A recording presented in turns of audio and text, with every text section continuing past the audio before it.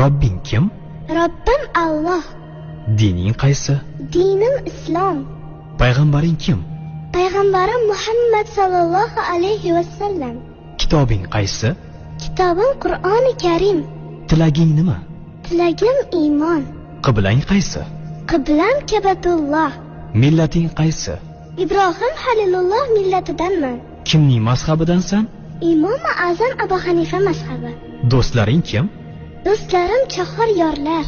Ular kimlar? Abu Bakr Siddiq, Hazrati Umar, Hazrati Usmon, Hazrati Alidir. Qachondan beri musulmonsan? Al-Misoqdan beri. Al-Misoq nima? Alloh taolo ruhimizni yaratib, ulardan va'da olgan kun. E'tiqoding qaysi?